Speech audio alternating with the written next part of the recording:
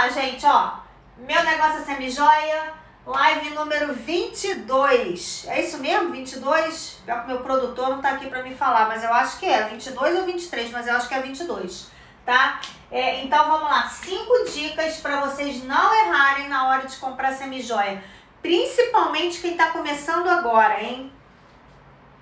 Quem tá começando agora, gente, às vezes, se você já começa a comprar muito e comprar errado, já é complicado, viu? Você pode, de repente, até quebrar o seu negócio logo de cara. Então, tem coisas que a gente deve prestar atenção, tá? E eu vou passar hoje pelo menos 5, mas eu acho que a gente vai conseguir agregar mais dicas para vocês arrasarem na hora de fazer as compras de semi-joia, tá bom? Vocês têm noção de qual é a primeira dica, assim, qual que é a principal que a gente precisa prestar muito? Deixa eu sair aqui dessa live e voltar, porque eu não tô conseguindo ver os comentários de vocês. Vocês têm ideia, então, de o que é o primeiro item que a gente precisa avaliar muito bem na hora de fazer as compras? Como que você, por exemplo, você vai comprar um presente de Natal para uma pessoa? Como que você compra um presente de Natal sem saber como é que é a pessoa? Complicado, né? A não ser que seja um amigo oculto daqueles que você troca ali na hora e você tem que comprar um presente genérico. Mas eu tô falando assim em via de regra, né? Como você vai comprar alguma coisa para alguém se você não conhece esse alguém? É praticamente impossível. Só que quando a gente está começando, às vezes a gente não sabe exatamente quem é a nossa persona, quem é o nosso público-alvo, quem é o nosso avatar, tá? O público-alvo ele é um pouco mais abrangente. O avatar e a persona são mais específicos. Então a gente precisa entender para quem que a gente vai vender, tá? Se no início você não sabe exatamente para quem é que você vai vender, começa a pensar quem é que pode ser, tá? O estilo dessa pessoa, e você começa a analisar bota uma pessoa na tua cabeça, né? E você começa a analisar pontos característicos dessa pessoa, tá? Então, a primeira coisa que a gente precisa fazer é conhecer o nosso público-alvo. Isso é importantíssimo. Você nem inicia o seu negócio se você não souber para quem você vai vender. Senão você não sabe o que você vai comprar e de quem que você vai comprar para você vender para esse pessoal, né? Então, a primeira coisa que você tem que saber, quem é o seu público-alvo. Já pensou se é adolescente, se é dona de casa, se é mãe com poder aquisitivo melhor? Então você tem que ver ali várias pessoas que trabalham com você, vários pontos você tem que analisar, senão o negócio não dá certo, tá? Então vamos lá, vamos ver o que você pode buscar de informações aí para esse público. Primeiro montar esse público, tá? Para depois a gente falar das compras em si. Então a primeira coisa que você tem que ver é a faixa de idade desse pessoal que você vai abranger. Por quê? Por exemplo, se você pretende vender para um público adolescente, você não vai comprar coisas muito sofisticadas, né? Esse brinco aqui que eu estou usando, por exemplo, o adolescente vai achar a coisa mais horrorosa do mundo. Então, se você não se conectar com esse público na hora de você comprar, você não vai conseguir vender. Você vai ficar com as peças encalhadas, né? O que adolescente gosta? Pegando o gancho do que eu falei, do exemplo que eu dei. Adolescente gosta de peça de prata, mais delicadinha, né? Não pode ser muito cara, porque também não vai ter muito dinheiro, de repente vai comprar com a mesada, né? Então você tem que tudo ser voltado, né? Todas as suas escolhas têm que ser voltadas para esse público. E se eu quiser um público de mulher mais maduras, assim, mais na minha idade, aí sim, eu posso caprichar mais nessas produções, podem ser peças mais arrumadas, com valor agregado maior, porque a mulher madura geralmente ela tá, né? Normalmente ela já tá num ponto mais confortável financeiramente da vida dela, já tá mais estabilizada, né? Então ela pode lançar a mão aí, né? Fazer uma compra um pouco mais alta, né? De valores mais altos. E aí você vai procurar ver onde essa mulher frequenta, o que ela faz. Desculpa.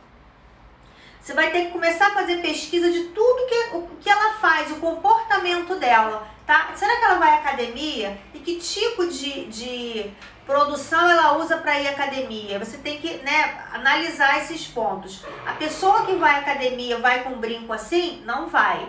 Então, que tipo de brinco que ela vai para academia, você tem que começar a montar a tua estratégia, né, para você ver o tipo de peças que você vai comprar para sua primeira compra. E depois, gente, a gente vai adequando esses públicos, tá? A gente vai adequando essas peças em função do público. Agora, na primeira vez, né, nas primeiras vezes que você vai comprar, você tem que dar uma alucinada, você tem que imaginar como é que vai ser, tá? Baseado nas pessoas que você conhece. Por exemplo, se você trabalha fora, né? Se você já tem um emprego e você vai vender para as pessoas que trabalham nesse lugar, você já sabe mais ou menos quem são essas pessoas, o que elas usam, então elas se arrumam mais para ir trabalhar, né? Será que se você vende, por exemplo, quer vender para o pessoal da tua igreja, né? Qualquer igreja, qualquer religião, não estou falando disso, mas um pessoal que frequenta a igreja. Então, como é que eles vão? Como é que as mulheres vão arrumadas para a igreja? Será que elas usam? Lógico, se ela, por exemplo, se forem católicas, vão usar peças religiosas, né? Peças de santinho, não sei o que. Se for evangélica, já não vai usar. Então, qual é o perfil dessas pessoas? Como é que elas se arrumam? Então, é baseado nisso que você vai escolher para quem você vai vender, né? Se, por exemplo, você é uma professora de ginástica, uma professora de yoga, né, que fala, não é yoga, que você vai vender ali para aquela comunidade. Como é que as pessoas se vestem, né? O que elas usam? Então, tudo tem que ser de acordo com as pessoas do lugar onde você pretende vender, tá? Então, tudo isso tem que ser desenhado antes de você começar a fazer essas compras, tá? Então, a faixa de idade, né? O nível socioeconômico, tem que ver se a pessoa tem grana, se não tem grana, para você saber que tipo de peça que você vai comprar, né? Você não vai comprar muito elaborada para um pessoal que tem menos grana. Então, mas se o teu público-alvo é quem tem menos grana, não tem problema nenhum, você vai comprar peças mais básicas com preços mais acessíveis para esse público. E isso impede você de ganhar dinheiro? Não, porque você pode ganhar na quantidade, né? Não no valor da peça. Você vai vender muito mais para esse público, de repente até você vai ter um giro maior. Então isso tudo tem que ser pensado. Onde as pessoas frequentam, né? Isso eu tinha falado para vocês.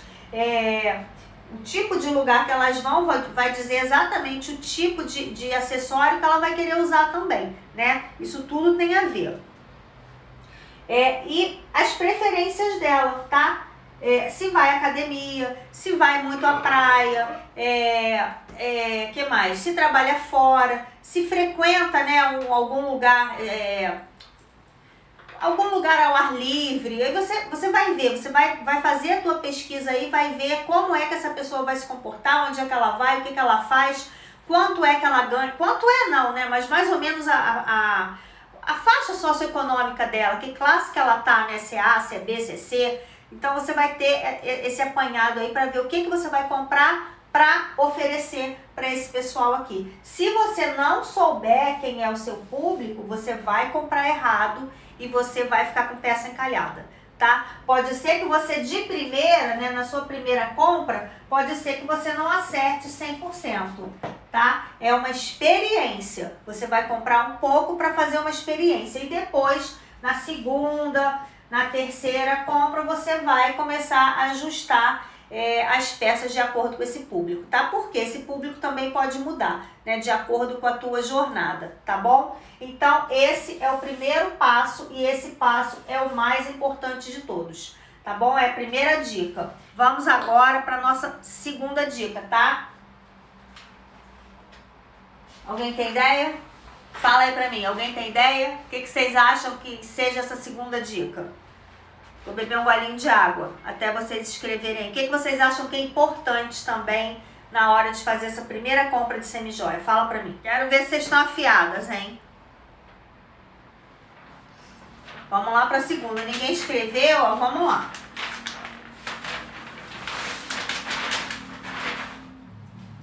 Pensou, né? Fornecedores. Vocês adoram quando a gente fala de fornecedores, então vamos lá. Então, quem me acompanha há mais tempo sabe que eu dei uma aula lá atrás sobre os 3 pilares da revendedora de sucesso, de semijoia de sucesso, né? Gente, um desses pilares é o cliente e o segundo pilar é o fornecedor, tá? Um desses 3 pilares, um deles também são os fornecedores. Então, isso aqui também é um passo muito importante, mas não é o mais importante, tá? Mas eu trouxe aqui como a segunda dica, porque é importante também, tá? Cliente é mais importante. Agora a gente passa para os fornecedores. Então, quando a gente vai buscar um fornecedor de acordo com aquele público que a gente desenhou lá atrás, a gente, quando encontra, a gente tem uma série de dúvidas para tirar dele, né? Você vai ver qual estilo, eu enumerei aqui, eu não vou ficar falando, senão já vou me atropelar. Primeira coisa, chegou lá, eu acho que eu até inverti aqui, acho que a primeira coisa tem que ser o estilo que esse fornecedor vende, o estilo de peças que ele tem, para ver se esse estilo está alinhado lá com o teu público, tá? Então vai ver, por exemplo, você não vai, se o teu público é de mulher mais dona de casa, que frequenta academia e tal, que não trabalha fora. Adianta você comprar peças sofisticadíssimas para esse público? Não adianta. Então você tem que ver o estilo do teu público e de encontro a fornecedores que tenham aquele mesmo estilo, tá? Senão não adianta nada. Então a primeira coisa, você vai ver o estilo e aí você vai tirar essa série de dúvidas aqui que eu coloquei para vocês. Vai ver como é que é a garantia dele, né? Quanto tempo ele dá de garantia? Se você não vender a peça depois de 1 ano que está no teu mostruário, mesmo assim ele troca se der defeito? Como é que é a troca dele se você não vendeu e a peça ficou lá no teu mostruário? Então você vai saber da garantia, você vai saber da milesimagem, quantos milésimos ele coloca de ouro em cada peça, tá? Precisa saber disso? Precisa, porque você vai ver se a milesimagem que ele trabalha, né, a qualidade da peça dele, vai estar alinhada com o preço, para você poder fazer aquelas comparações que eu falei esses dias para vocês, né? De 2 peças iguais e de repente elas têm preço diferente. A gente tem que saber por quê. Entender como é que o fornecedor trabalha para você ficar alinhado com ele. Então você vai saber da milesimagem, provavelmente brinco vai ser uma milesimagem, pulseira vai ser outra. E colares e anéis, outra milesimagem. Aqui vai na ordem, tá? Aqui é menos, aqui é um pouquinho mais e aqui é mais, tá? Então, geralmente trabalham aqui com 3, aqui com 5, aqui de 7 a 10. E aí pode aumentar, tá? O céu é o limite aqui. Não tem problema. Mas você procura saber quanto é a milesimagem dele. Como é que ele faz depois, gente, as trocas e as devoluções? Devolução é uma coisa, né? E defeito é outra. O que é devolução? É quando eu não vendi, por exemplo, eu comprei 10 peças com ele, tá? E eu só vendi 8. O que eu faço com aquelas 2? Ele pega de volta aquelas peças, se eu fizer uma nova compra, tá? Ele não vai lá e pega e te dá o dinheiro, não, tá? O que eles costumam fazer? Se você vai lá com aquelas 2 peças para você trocar, você primeiro tem que fazer uma compra, uma nova compra, tá? E aí eles costumam trocar 10, 20% desse valor, dessa nova compra em peças antigas, tá? Então vale a pena perguntar se eles fazem isso e qual é a porcentagem para trocar, tá bom? Então isso é devolução, são peças boas, novas e que não foram vendidas, tá? E outra coisa, defeito. Como é que ele faz a troca de defeito? Mesma coisa que a gente faz para os nossos clientes, a gente vai perguntar como é que é. Como é que ele faz a troca de defeito? Ele troca por uma nova? Vai te dar uma peça nova? Ele vai te dar o crédito? Tá? Por exemplo, tua peça custou R$30, ele não te dá uma nova. Na hora de fazer a conta, ele abate R$30. Tá? Então você tem que ver como é que funciona isso, tá bom? Se você pedir pelo correio, tá? Vamos supor que é um fornecedor de uma outra cidade, que não está na tua cidade. Então você vai pedir pelo correio, ele paga o frete a partir de quanto?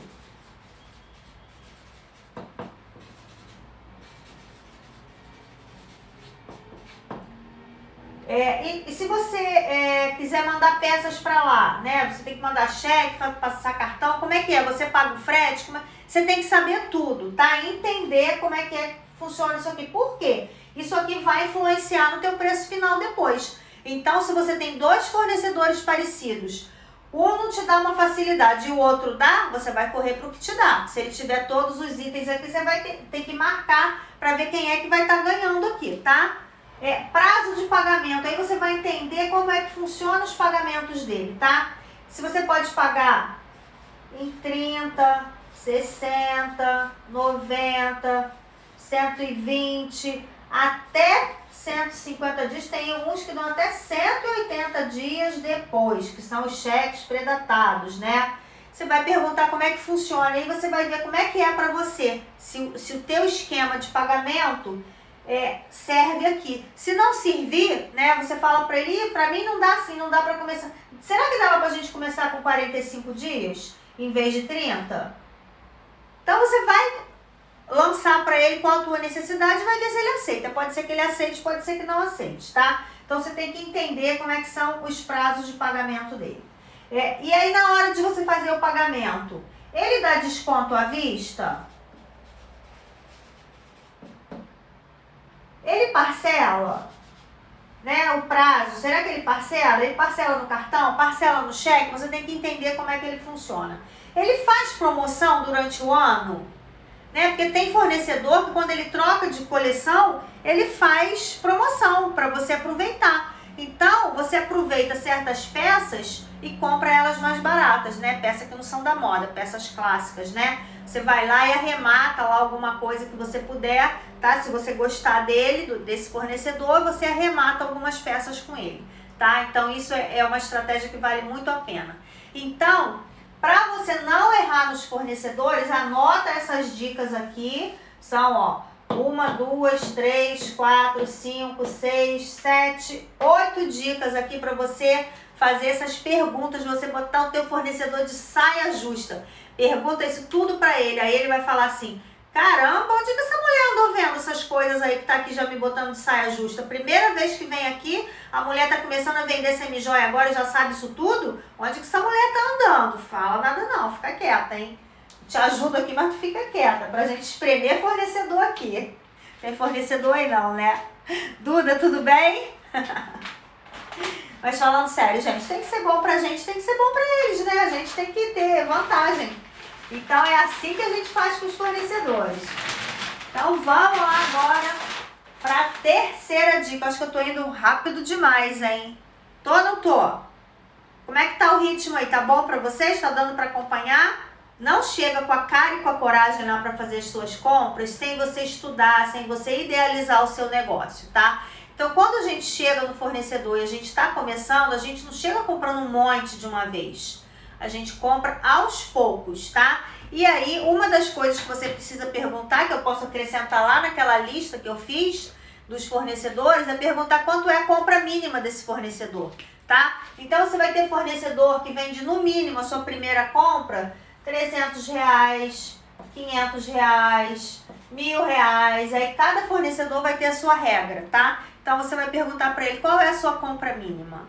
E aí ele vai te dizer qual é e você vai ver se está adequado para você. Pode ser que a compra mínima dele seja R$1.000, seja R$1.500. E aí fique puxado para você, né? E aí você vai perguntar, eu só posso começar com 500, tem como a gente fazer? Vai perguntar, não vai deixar de perguntar não, porque você não sabe qual é a resposta, tem que botar qual é o seu problema para ver se vai dar certo ou não, tá? O problema você já tem, agora joga para ele e vê se ele vai conseguir resolver. Se não resolver, vamos partir para outro fornecedor, tá? A gente começa, e outra coisa, tem fornecedor que você começa, vai lá, R$500, mas ele te obriga a no mês seguinte você fazer outra compra, porque se você não comprar, depois você tem que voltar para o mínimo dele de R$500, tá? Então ele te obriga a comprar todo mês. Você comprou janeiro, comprou R$500, tá? Aí fevereiro você não comprou. Se você for comprar em março, você vai ter que começar com R$500 de novo, tá? Aí passou para abril. Comprei 500, abril, fui lá, comprei 200. Ah, tudo bem, porque eu comprei em março. Agora, se em maio eu não comprar e voltar lá em junho, eu vou ter que comprar R$500 de novo. Então, conversa isso tudo com o teu fornecedor para ver como é que ele faz, tá? São regras para quê? Para as pessoas que... Tem muita gente que chega que não é revendedora, que não trabalha com semijoia, quer comprar para si, né? Fazer uma comprinha para ela. Você imagina, tua cliente acha lá um fornecedor e quer comprar R$500. Tua cliente compra muito mais com você. Ela chega lá, tu compra tudo a preço de custo por R$500. Então, às vezes, eles colocam essas barreiras justamente para as tuas clientes não irem lá comprar, tá? Então, não julga o fornecedor antes de você entender o porquê. E outra coisa, a gente que vende R$500 não é nada em mercadoria, é muito pouca coisa, tá? Então, isso aqui a gente vende muito rápido, gente, R$500 é muito rápido. Então, se você vai lá no mês seguinte para fazer um complemento, às vezes você nem tá precisando, mas vale a pena você ir para não perder essa abertura do fornecedor, tá? De você não ter que começar novamente com R$500.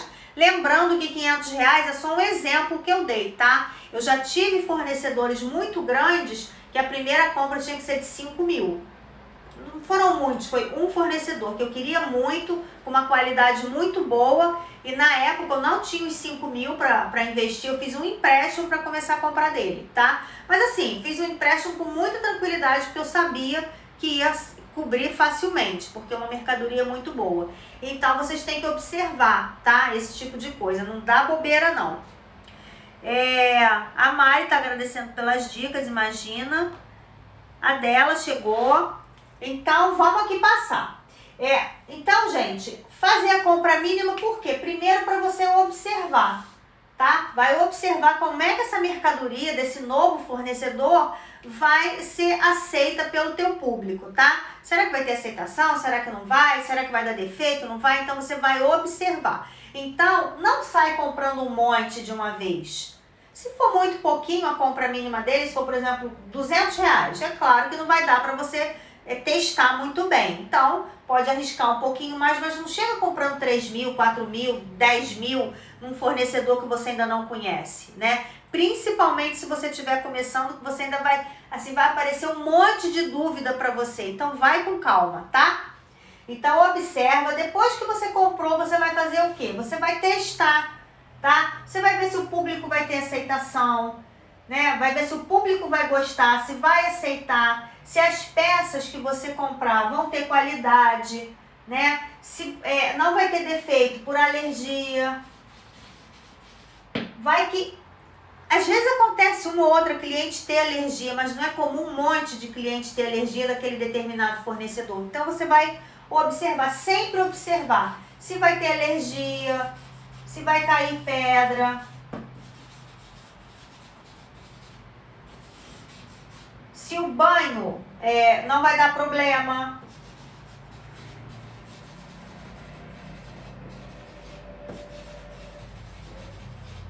Tá? Vai uma série de coisas. Se o estilo vai agradar.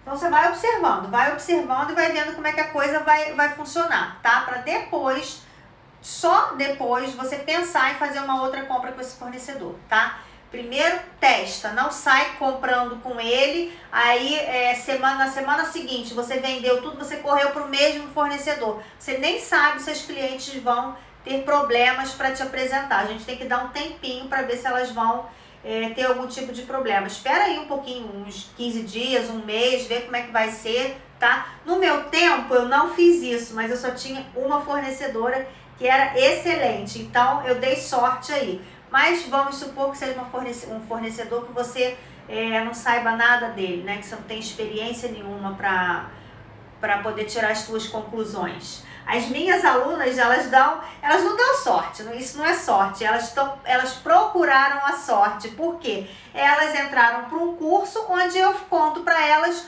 os fornecedores que eu já tive boas experiências. Então, para elas é muito mais fácil, né? O risco que elas correm é muito menor, né? Então, às vezes a pessoa fala, não, eu vou fazer sozinha, eu não vou gastar dinheiro com curso. Que besteira. Mas, às vezes, você faz uma compra errada, até de uma compra maior, né? Vai lá que você investe 2 mil, 3 mil reais num fornecedor errado, compra sem saber, e aí o teu prejuízo pode ser muito maior, né? E o curso, poxa, custa muito menos do que isso. A Mari tá perguntando como saber se as peças não vão dar alergia. Você vai fazer umas perguntas lá pro fornecedor, né? Será que a peça tem níquel? Será que não tem? Então, você tem que estar bem afiado aí com o fornecedor. Você tem que entender de semijoia também, tá, Mari? Para você poder saber o que você está fazendo. Por isso que eu falo que a gente tem que entender, né? Eu não posso, de repente, cismar, tô olhando ali uma caixinha de som, né? Vou vender caixinha de som. Se eu não souber como a caixinha de som é feita, para que ela serve, qual a potência dela, né? Para que tipo de ambiente ela pode servir, eu não vou ser uma boa vendedora, eu não sei nem do que se trata. Então, como é que eu vou começar a vender semijoia se eu não sei o que é a semijoia, como ela é feita, como são os banhos dela? Eu tenho que entender o mínimo, sabe? O mínimo. Para eu poder discutir até com o fornecedor e com as clientes, para eles entenderem e eles saberem que eu sei o que eu estou fazendo, né? Se eu chegar num fornecedor, eu pergunto tudo. E muitas vezes funcionário que está atendendo não sabe me responder.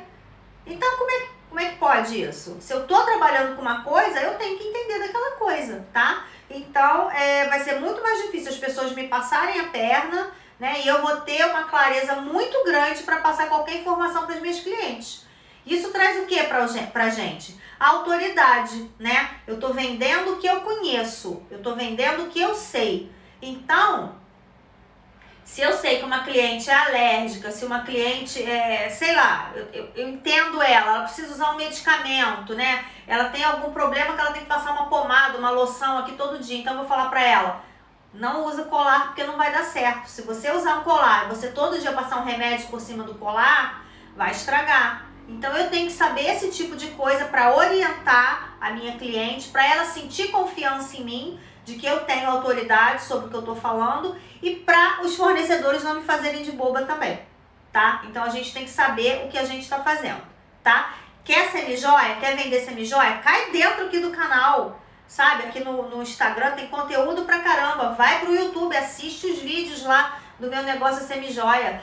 Larga um pouquinho a Netflix e vai maratonar os vídeos, porque tem muito conteúdo lá, tá? Com certeza você vai sair de lá mais confiante, entendendo mais sobre o assunto. Eita, agora eu não tô conseguindo ver. Entraram umas pessoas aqui, eu não tô conseguindo ver.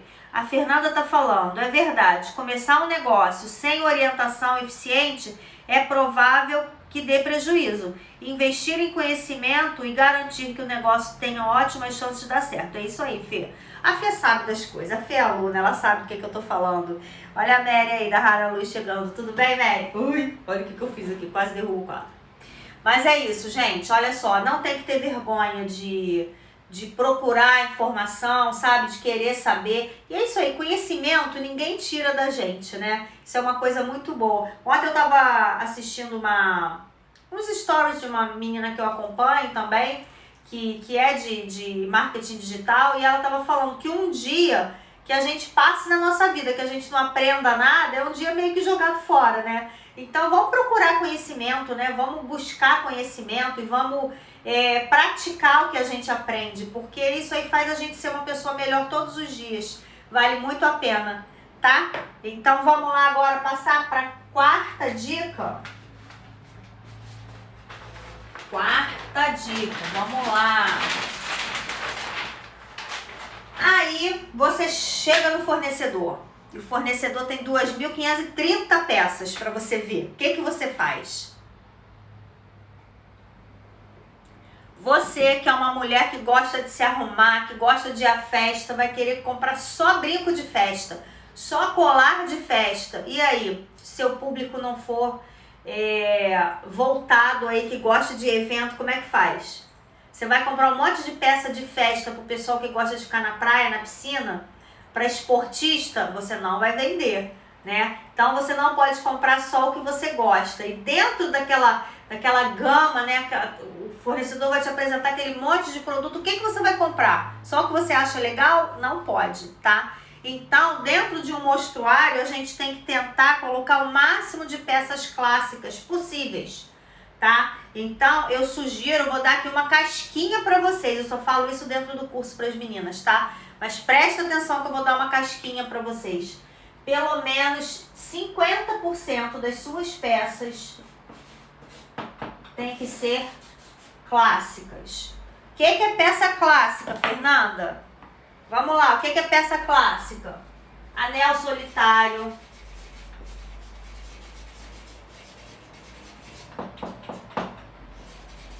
Colar ponto de luz. Tô dando exemplos, né? Mas o que é uma peça clássica? É uma peça que não sai de moda.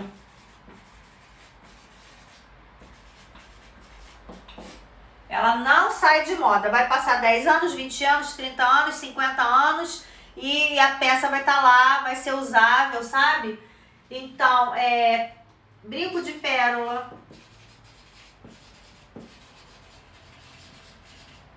Colar de pérola. Aparador de aliança.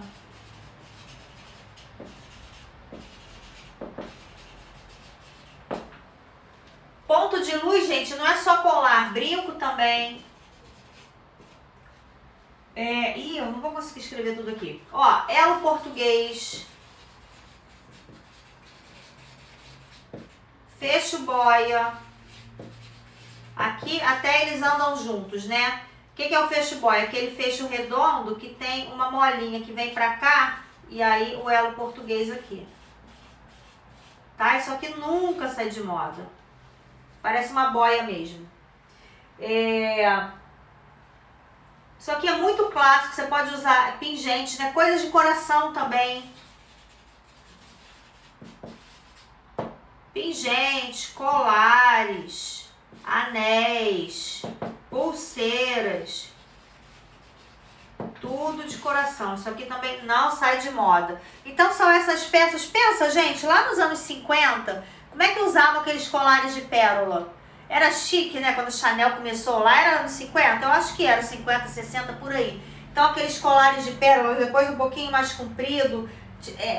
Antes dos anos 50, aqueles maiores, mais agarradinhos no pescoço, né? Não é tipo choker, não. Mas mais juntinhos. Depois os mais compridos. E até hoje, se você pegar um tailleur, se você colocar um colar de pérola, você tá bem arrumada, tá? Então, é esse tipo de peça que eu tô falando pra vocês, que não vão sair de moda. Então, vocês procurem aparadores de aliança, olha, anel de coração. Eu gosto muito de peças clássicas. Inclusive, a minha loja tem muita peça clássica. Eu tô usando aqui uma chokerzinha toda de pontos de luz, que vocês estão carecas de saber que eu tô usando aí há uns 3 meses, sei lá.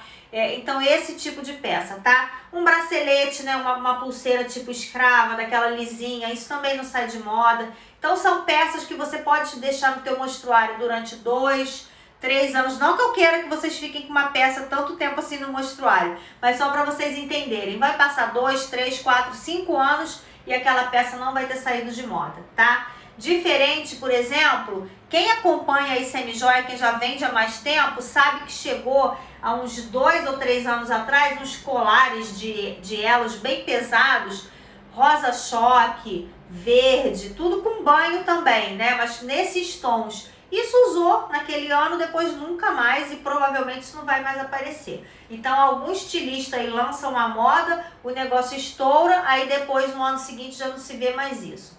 Então esses a gente tem que comprar, mas comprar de uma maneira mais pensada, tá? Agora as peças clássicas não tem jeito. Olha, outra coisa que vende muito é aquela argolinha cravejada, vende a beça. E as argolinhas em geral, né? Vendem muito, tá? Então vamos prestar atenção nisso, tá? Mais ou menos 50% do teu mostruário de peça clássica.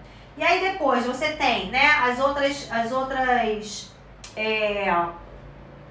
categorias aqui. Aí você tem moda, modinha, eu já falei pra vocês. Olho grego, crucifixo, pulseirinha que vem tipo macramê, que bota os pingentinhos, vai chegando o verão, sempre vai usando mais coisas de tecido, não é tecido, de fibras naturais, né? De fios sintéticos ou naturais, sempre tem essas coisinhas no verão, coisinha mais colorida. Então isso é moda, modinha. Isso a gente tem que ter muito? Não, presta atenção lá na hora de comprar. Pouco, tá, gente? Mais ou menos 10, 15% aí do teu mostruário de moda, modinha, tá? Masculino, você vai querer trabalhar com peça masculina? Pensa se vai ou não, ou se talvez. Se for talvez, pensa aí também mais ou menos uns 10% do teu mostruário de peça masculina para você testar. Tem gente que não gosta, eu não gosto, não vendo para homem. tá? Então, no meu mostruário não tem peça de homem, então fica a teu critério. Mas se quiser começar, começa com pouco e vai vendo a procura, se vai ter boa saída, né? Se vai ter boa aceitação, tá? Mesma coisa peças infantis. Vai querer trabalhar com peças infantis? Presta atenção. A Mary tá perguntando onde é minha loja. Minha loja é uma loja online, tá? fernandasemijoias.com.br, tá bom? Inclusive, gente, tem gente que tá aqui na live que fez pedido hoje comigo. Como é que pode isso, Renata? Adorei, tá? Obrigada. Peça infantil também, gente, 10 a 15%. Peças religiosas sempre vende, tá? Independente da tua religião. Eu sei que tem gente que são as peças religiosas. Aquela estrela de 5 pontas, 6 pontas, não sei, né? Estrela de Davi, Espírito Santo, Nossa Senhora, São Jorge, São Bento, isso vende o tempo todo. Se não te agredir, tá? Você trabalha com isso, mesmo que você não seja católica, tá? Porque tem gente que não é católico e compra, tá? Sempre tem público para isso. Às vezes tem moda de coisa religiosa. Aí mesmo que a pessoa não seja muito religiosa, que não vá muito à igreja, ela gosta porque tá na moda. Então, é o tipo de coisa que a gente vende. E pensa com a cabeça de empresário, tá? De empresária, né? De empreendedora. Mesmo que não seja da sua religião, respeita, as pessoas gostam, né? Você vende. Qual o problema de você vender? Se você não quer usar porque a sua religião é diferente, é uma coisa sua. Agora pensa com a cabeça de empresário. Se as pessoas querem vender e você tem o produto e pode vender para elas, se elas querem comprar e você pode vender, por que não vai vender? Tá fazendo nada de errado, né? É uma relação comercial sadia, né? É íntegra. Qual o problema de você vender? Né? Você não precisa usar, você não precisa difundir. Mas se tiver procura, por que não vender? Não tem nada demais, né? Então, mesma coisa dos religiosos, você vai ver o seu público, se tem aceitação ou não. Agora, se você vive na igreja, se você é católica, você vive na igreja, eu acho que a tua margem aqui pode aumentar, tá? Além dos 10 e 15%. Se você convive nesse meio, tá? A mesma coisa, peças de festa. Mesma coisa. Se você tem convivência, se você tem uma rede ali, um monte de amigos, né, que são festeiros, que todo dia tem aniversário de um, tem 15 anos de outro, tem casamento de não sei quem. Se você vive nesse meio, aumenta também o teu consumo de peças de festa. Se você não vive, volta para a realidade e também trabalha aqui com mais ou menos 10% de peças de festa. Por quê? Peças de festa, elas são mais elaboradas, tá? Elas geralmente têm mais pedras, elas são mais chamativas e com isso elas são mais caras. Então, eu já teve época de eu ter brincos de 600, 700 reais no meu mostruário, que eu achava lindíssimo, e acho, né? Mas não é uma coisa que vende toda hora se você não tiver com esse público junto com você, tá? Então eu ficava com peças caras, bonitas, né? Elas enfeitam o mostruário, mas ficava com dinheiro parado lá porque não vendia com facilidade, tá? Isso na época que um vestido de festa custava quase o preço de um brinco. Agora eu já nem sei quanto é que custa, tanto tempo que eu não vou à festa assim, que eu tô por fora. Então a gente tem que sempre ter, tá? Pra pessoa entender, pra cliente entender que se ela precisar você tem. Mas se for comprar, não compra assim um brinco azul, um brinco verde. Não, compra um dourado, um prateado que pode servir para qualquer ocasião. É mais fácil de você vender do que um de uma determinada cor. Eu lembro uma vez, ficar de olho na hora. Eu lembro uma vez que eu tive uma cliente que me encomendou um brinco, era azul, ela queria um brinco azul, porque ela ia ser madrinha de um casamento. E era uma pessoa assim, metida, sabe? Gostava das coisas, cheguei bem. Aí eu fui para uma feira em São Paulo e eu trouxe um conjunto para ela de anel. E ela era minha cliente, eu sabia o tamanho do dedo dela. Um anel e um brinco muito bonito. Enfim, o conjunto ficou em 900 e poucos reais. Tá, eu mandei foto para ela gostou, porque eu não ia comprar sem saber, né, se ela ia querer ou não. No final das contas, quando eu cheguei com o brinco, ela falou, ah, não, mas é muito caro, eu não vou ficar. E eu sei que eu me aborreci tanto com essa pessoa, tanto, que depois eu tive que fazer esse conjunto barato pra ela, sabe? Antes eu acho que se fosse hoje eu não teria feito. Eu falava, não quer ficar, não fica. Mas assim, na época eu tava assim com uma rotatividade muito alta de produto, eu falei, isso aí vai ficar e vai ser complicado de alguém querer comprar isso. Eu vou vender logo pra ela mais barato. Eu sei que eu não ganhei nem 100% nesse conjunto. Fiz assim barato pra ficar livre do problema, né? E sabia que ia ser dificílimo vender tanto pelo preço quanto pela cor, que era azul, né? A não ser que eu tivesse um público voltado pra festa, mas eu não tinha. Então, se for comprar, não compra caro demais e procura comprar dourado ou prateado. Não fica preso a cores, né? Alguma cor, se você não tiver uma encomenda específica para isso, tá? Nesse caso, eu tive encomenda e não deu certo. Então, presta atenção para não cair nessas ciladas, tá? A Renata tá perguntando se é válido pedir 50% na encomenda. Depende, Renata. Depende, tá? Nesse caso, como é que eu ia pedir o dinheiro de encomenda, né, uma entrada, se eu não sabia o que eu ia comprar, o que eu ia encontrar para ela? É diferente de quando você vende uma peça personalizada, tá? Então ela já sabe o que ela vai receber, né? Por exemplo, um cordão de nome, né? Um cordão de nome, ela quer sei lá, Lúcia, e ela viu um outro nome, então ela sabe o que ela vai receber, né? Ela já viu. Então ela te dá metade para você poder fazer encomenda e quando você entregar a peça ela dá a outra metade, tá? Agora, para peças assim é muito complicado você pedir adiantamento, né? Se você não sabe o que você vai encontrar para trazer para a pessoa, a não ser que você já tenha uma foto.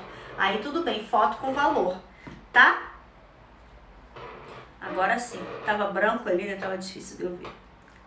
Então, passamos aqui, tá? Então, olha, vamos dar preferência para as peças clássicas e um pouquinho de cada uma aqui dos estilos, se for se o teu público aceitar, tá? Nunca joga alto por aqui se não for o teu público-alvo, tá bom? Então, vamos lá para a quinta e última dica. Temos 11 minutos, tá ótimo, vai dar certinho. Peças que mais saem, gente, isso aqui é muito importante também. Olha, adianta eu chegar lá, eu tenho R$1.000 para comprar peças. Vamos supor que o preço médio de cada peça seja R$50. Então eu vou voltar com 20 peças, certo? Adianta eu chegar lá e trazer 10 anéis. Achei os anéis lindos. E aí, as outras 10 peças eu vou ter que dividir entre cordão, brinco, pulseira, tornozeleira. Então, presta atenção na hora de comprar, tá? Em disparado, a peça que mais vende são os brincos. Disparado, tá? Por quê? Dos motivos é que as pessoas têm vários furinhos na orelha, né? Então, se a cliente tiver 4 furos na orelha, carrega ela no colo, porque ela vai comprar 4 brincos de cada vez com você. De repente você ainda consegue vender o dourado, o prateado, de ródio negro, o rosé, então vai comprar um monte e você ainda vende o piercing. Então presta atenção, quanto mais furinhos a cliente tiver, melhor, tá? Então se ela tem um furinho só, você fala, ai amiga, faz o segundo furo, vai ficar tão lindo. Brincadeira, não seja cara de pau assim não, tá? Mas é legal ter quanto mais furinho, o outro tá rindo aqui de mim, mas... Quanto mais furinho na orelha tiver, melhor, tá? Depois, gente, colar. E o colar, a gente aproveita a moda de quê? Dos mixes. Então tá usando 3, 4, isso é uma maravilha. Então nunca mostra um colar lá, um colar sozinho. Já mostra um mix que é pra ela se empolgar, tá? Então... essas duas peças aqui, né, esses dois tipos de peças são os que mais vendem. Então a mesma coisa, você vai compor a maioria do seu mostruário com brincos e colares, tá? E aí depois é que você vem, aí você passa para as pulseiras, anéis, tornozeleiras. Opa. E conjuntos, né? Só que os conjuntos vêm mais ou menos pra cá, tá? Porque geralmente conjunto é de quê? De anel e brinco, de brinco e colar, tá? Então eles vão entrar aqui. Mas conjunto não vende muito não, tá? Não se anima muito com os conjuntos, porque não vende muito não. Agora aqui quando a gente compra, a gente procura comprar combinando, tá? Brinco com colar. Então você vai lá, não pega tudo descasado não. Presta atenção, tenta fazer uns mixes aqui de tudo, tá? Então se você pegou um brinco de pedra verde, procura um colar que tenha um brinco dourado, né? De pedra verde. Procura que um colar que também seja dourado tenha uma pedra parecida com o brinco, tá? Por quê? Quer dizer que a cliente vai comprar o colar e o brinco? Não, mas pode ser que ela goste de ver as peças em harmonia, tá? Então pode ser que você desperte nela a vontade de ter o colar e o brinco, tá bom? E uma pulseira combinando. Se tiver, traz também. Se tiver um anel, traz, tá? Se não tiver tudo, aí você vai começar a observar o quê? Se a tua cliente gosta de conjunto, se a tua cliente não gosta. Eu tenho clientes que amam conjunto, que queriam comprar brinco de primeiro furo, de segundo, de terceiro, anel, pulseira, tudo igual. Ela queria tudo igual. Então, se eu tivesse, eu sabia que para aquela cliente, já conhecia o estilo dela, então eu já trazia para ela. Eu tenho outras clientes que não suportam conjunto, tá? E tá tudo bem, cada uma é de um jeito. Mas essas que não gostam de conjunto, por exemplo, se ela vai comprar o brinco verde, ela vai querer alguma coisa que seja ligado ali, que fique harmonioso, mesmo que não seja o conjunto, tá? Então, se eu trouxer um colar que tenha, por exemplo, um elinho português pequenininho, eu vou procurar uma pulseira também que se comunique com ele, tá? E que tenha alguma coisa a ver ali. Então, a gente tem que ter essa percepção também na hora de comprar. Não é chegar no fornecedor comprar de qualquer jeito, sem você fazer com que o teu mostruário tenha harmonia, tá? E, inclusive, quando for sua segunda, sua terceira compra, antes de ir para o fornecedor, vai dar uma olhada no seu mostruário e vai ver o que está faltando ali. Por exemplo, eu tenho um colar de anjo. Aí dei um exemplo péssimo. Um colar de coração, tá? Cravejadinho. O colar tá lá e tá demorando a vender. Não vai demorar a vender porque o colar de coração vende rápido. Mas vamos lá. Vamos continuar aqui o exemplo. Um colar de coração cravejado. E com aplique de ródio, tá? No cravejado. Aí tá demorando. De repente ele tá demorando a vender porque eu não tenho um brinco que combine com ele. Então, quando eu for fazer compra da próxima vez, eu vou procurar um brinco que seja cravejado, não precisa ser de coração, mas um brinco cravejado com canetado de ródio para combinar com aquele colar. E quando eu for arrumar esse colar no mostruário, eu vou tentar colocar isso junto, tá? Próximo, que é para a cliente entender, quando ela passar o olho, ela entender que aquelas peças combinam, tá? E podem fazer um mix muito bonito para ela. Se ela não notar, o que você vai fazer? Ela não notou. Aí você fala, olha que colar lindo que eu tenho. Menina, não te falo, olha aqui esse brinco, olha como fica perfeito. Não é conjunto, mas fica perfeito. Se ela notar, ótimo. Se ela não notar, você dá um jeito dela notar, tá? É assim que a gente faz. Deixa eu ver aqui, temos mais 5 minutos. Jô entrou. Juliana entrou, Milena entrou, tudo bem? Jô, amanhã eu tô com ela. Fazendo as unhas, né? Que eu tô, ó, de blusa rosa com esmalte vermelho. Nada a ver. Isso não aconteceria, mas como amanhã eu vou fazer a unha, nem troquei. Então, é isso. Agora, me fala aí, gente. Perguntas pra mim? Tem perguntas? Eu vou fazer só mais uma observação aqui. Tornozeleira, gente, a gente vende bastante no verão, tá? Inverno quase não vende. E anel, atenção com os tamanhos. A gente pode fazer uma outra live para falar só de tamanho de anel, que anel é um desafio. Inclusive, eu tenho uma aula inteira no curso falando do desafio que é de vender anel, tá? Não é fácil, não. Então, a gente, até para comprar anel, a gente tem que ter estratégia, senão você vai encher o teu mostruário lá de coisas que você não vai vender, tá? Não pensa que é facinho. Ah, é facinho, vou começar a vender, vai dar tudo certo. Não é difícil, mas tem estratégia para tudo, tá? Eu tô aqui para ajudar vocês com isso. Continua aqui colado comigo que vocês não vão se arrepender. Tá bom? Ó, a Lolô tá perguntando se cravejado colorido terá uma boa saída. Sempre no verão o colorido tem boa saída, tá? Esse ano inteiro o colorido ficou em alta. Ele não caiu não. Começou ano passado, ano retrasado e tá se mantendo aí, tá? Mas não vale a pena você fazer o quê? Colocar tudo colorido, né? Coloca a zircônia cristal, que é certo de você vender, e bota um pouquinho do colorido para sentir como é que a tua clientela vai reagir, tá bom? Mas sempre que vai chegando o verão, o colorido vai ficando em alta, é assim mesmo. Vai chegando o inverno, a gente tende a vender até o ródio negro, a zircônia negra, tá? As cores mais sóbrias saem mais no inverno.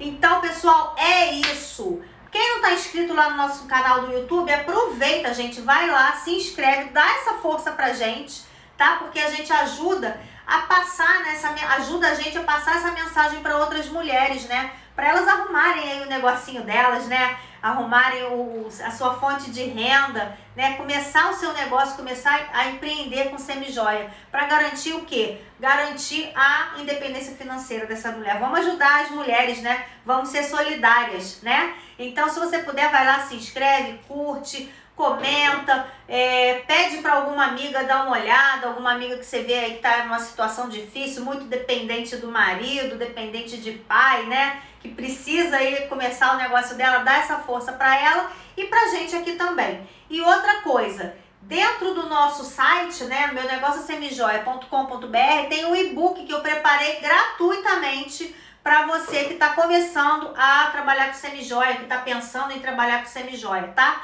Lá eu conto para você, dou uma boa ideia lá de como é que a semijoia é feita, os processos de banho, tá? Os estilos que mais vendem, embora eu tenha falado aqui para vocês, mas lá eu conto com mais detalhes, tá? Então vai lá e baixa, porque é de graça, eu fiz com o maior carinho. meunegóciosemijoia.com.br, não tem www, tá? É meunegóciosemijoia.com.br, e lá vocês têm informações sobre o nosso curso e sobre o e-book. O e-book você consegue baixar lá na hora, tá?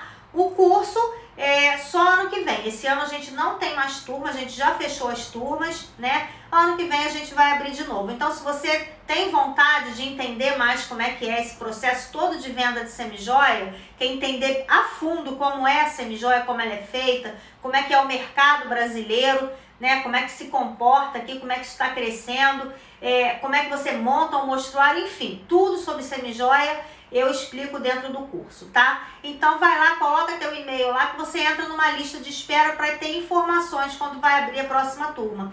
Quando você vai lá e se inscreve no curso, não quer dizer que você vai ser obrigada a fazer o curso, não, nada disso, tá? Você só vai ser avisada quando a gente abrir novas turmas, tá bom? Mas esse ano não tem mais. Quem entrou, entrou. Quem não entrou, só vai faturar agora ano que vem, tá bom? Eu quero agradecer pra caramba vocês que vieram, que ficaram aqui com a gente, que aproveitaram, né, essa aula, e parabenizar, porque vocês estão correndo atrás de conhecimento, então não tem nada mais importante do que isso, tá? Um super beijo pra vocês, a gente se vê amanhã, tá bom? Tchau, tchau, uma excelente noite!